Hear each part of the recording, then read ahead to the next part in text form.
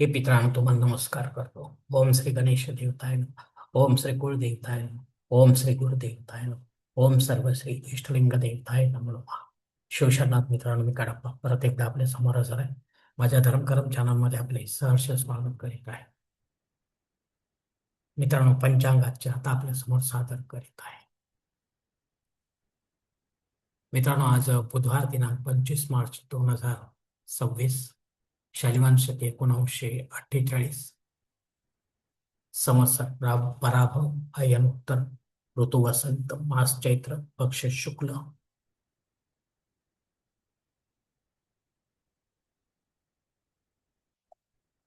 तिथी मित्रांनो, आजची सप्तमी तिथी आहे. दुपारी 1:51 अष्टमी तिथीला सुरुवात होईल. वार बुधवार आहे. नक्षत्र मित्रांनो मृग नक्षत्र आहे. सायंकाळी 5:34 आद्रा नक्षत्राला सुरुवात होईल. योग मित्रांनो सौभाग्य योग आहे. उत्तरात्री 3:09 शोभन योगाला सुरुवात होईल. करण मित्रांनो वनिज करण आहे. दुपारी 1:51 विष्टीकरणाला सुरुवात होईल आणि मध्यरात्री 12:48 बहुकरणाला सुरुवात होईल. मित्रांनो, प्रमुख ग्रहांची राशी स्थिती पहाटे 5:30 वाजता अशी असणार आहे. सूर्य आणि शनी देवता मीन राशीत असतील. चंद्र वृषभ राशीत तर गुरु मिथुन राशीत असणार आहे. मित्रांनो, सध्या चंद्र राशीनुसार कुंभ, मीन व मेष या 3 राशींना 7.5 सुरू आहे. या राशींच्या जातकांना 7.5 त्रास होत असेल तर त्यांनी कृपया आपल्या जन्मकुंडलीसह जवळच्या ज्योतिषाला भेट द्यावी आणि आपल्या जन्मकुंडलीमधील शनिदेवतेची पोझिशन तपासून पाहावी. ती जर अशुभ असेल तर आपल्याला नक्कीच धार्मिक सेवा शनिदेवतेची करावी लागणार आहे. अन्यथा सेवा करण्याची काही गरज राहणार नाही. मित्रांनो, मुंबई भागातील सूर्योदय असते याप्रमाणे. सूर्योदय सकाळी 6:40 असेल तर सूर्यास्त सायंकाळी 6:50 असणार आहे. मित्रांनो, गोचर ग्रहांची सद्यस्थिती सुद्धा जाणून घेऊया. अस्तंगत ग्रहांमध्ये मंगळ ग्रह 10 नोव्हेंबर 2025 पासून तर शनी ग्रह हा 12 मार्च 2026 पासून अस्तंगत झालेले आहे.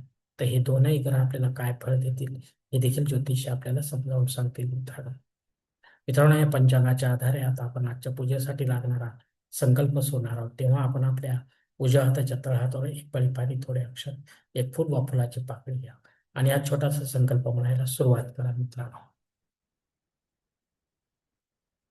हरो शिव शिव शंभोराज्ञा प्रवर्तमान सद्य ब्रह्म द्वितीय परार्धे श्वेतवराह कल्पे वैवस्वत मन्वंतर कलियुगे प्रथम पादी जम्बूद्वीपे भारतवर्ष भरतखंडे मेरो दक्षिण दिग्भागे महाराष्ट्र देशे व्यावहारिक चंद्रमान शालिवान शके 1948 प्रभादी षष्टी संवत्सरामध्ये पराभव नाम संवत्सरे उत्तरायणी वसंत ऋतू चैत्र मास शुक्ल पक्ष सौम्य वासरे मृग नक्षत्रे सौभाग्य योगे वनिज करणे सप्तमी शुभतिथौ वीरगोत्रात उत्पन्न में कडप्पा मौपात दुरित क्षेद्वारा से पार्वती पति परमेश्वर पित्यर्थ विधिवत नित्य देव पूजा एवं इष्टलिंग पूजा करिष्य. याच ठिकाणी हा संकल्प संपलेला आहे. मित्रांनो, तेव्हा आपण आपल्या उजव्या हाताच्या तळहातील संकल्पाचे पाणी समोरच्या निर्माणाच्या थाळीत सोडून द्या. मित्रांनो, या संकल्पाची वेळ मर्यादा दुपारी 1:51 आहे. या वेळेनंतरही आपल्याला संकल्प सोडायचा असेल कुठल्याही धार्मिक विधीच्या संपन्नासाठी तर कृपा करून आपण वरील बघलेल्या पंचांगाचा आधार घ्यायचा, नवीन संकल्प तयार करायचा आणि त्या संकल्पात आपण करत असलेल्या धार्मिक विधीचा उल्लेख अवश्य करायचा आहे.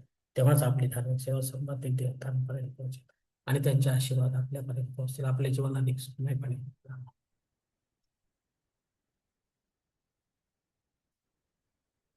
आता पंचांगातील इतर काही महत्वाची जी माहिती असते ती आता पाहणार आहोत आपण.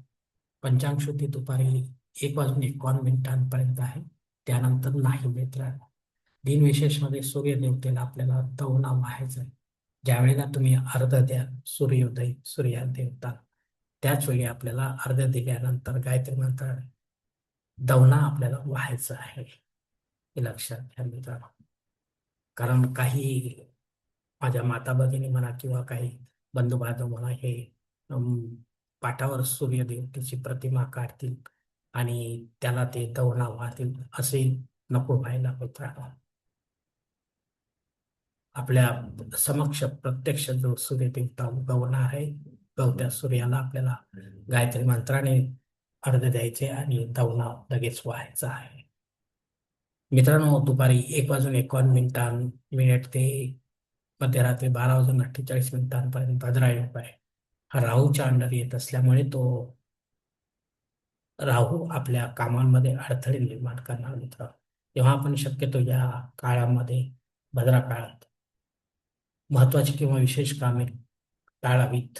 जे रेग्युलर काम आहे तेच करावे, अन्यथा आपल्याला अपयश येण्याची शक्यता राहणार आहे मित्रांनो. अष्टमी श्राद्ध कर्म आहे. या अष्टमी तिथीवर आपल्याला सोडून आपल्याशी संबंधित किंवा अवलंबित जे काही नातेवाईक असतील ते आपल्याला सोडून परलोकात निघून गेले असतील तर त्यांच्या नावाने आपल्याला पिंडदान श्राद्ध कर्म करणे गरजेचे आहे. घरी करा किंवा तीर्थक्षेत्री करा, पण विधिवत करा, पंडितांच्या माध्यमातून करा आणि अपराह्न काळातच करा. तेव्हाच आपली पितरसेवा आपल्या पितरांपर्यंत पोहोचेल आणि त्यांचे आशीर्वाद आपल्यापर्यंत पोहोचतील. आपले जीवन अधिक सुखमय बनेल मित्रांनो. मित्रांनो, अग्नी पृथ्वीवर दुपारी 1 वाजून 51 मिनिटांपर्यंतच हजर आहे, त्यानंतर आहे. जर आपल्याला नव्याने काही होम यज्ञ कर्मकांड सुरू करायचे असेल, छोटे असो वा मोठे, तर आपण अवश्य सुरू करू शकता या वेळेपर्यंत. यानंतर मात्र नाही. पण हेच कर्मकांड आपले पुढे जाऊन बंद पडले तर आपल्याला दोष देखील लागू शकतो मित्रांनो. तेव्हा आपण विचारपूर्वकच या कर्मकांडाला सुरुवात करावी. राहुकाळ दुपारी 12 ते 1:30 वाजेपर्यंत आहे. या 1.5 तासाच्या काळात राहू अत्यंत प्रभावी असल्यामुळे तो हमखास आपल्या कामांना बिघडवणार मित्रांनो. म्हणून शक्यतो या राहू काळात 1.5 तासाच्या काळात आपण महत्वाची किंवा विशेष कामे न करता रेग्युलर कामे करावी, जेणेकरून आपल्याला अपयशाला सामोरे जावे लागणार नाही. धन्यवाद मित्रांनो. आजचा हा पंचांगा संबंधीचा जो व्हिडिओ आहे तो मी याच ठिकाणी संपत आहे.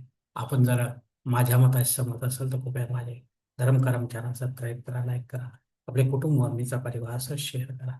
तसेच कॉमेंट्स बॉक्समध्ये आपले मत अवश्य नोंदवा आणि माझा पुढील व्हिडिओ आपल्यापर्यंत पोहोचण्यासाठी बेल बटन अवश्य दाबा.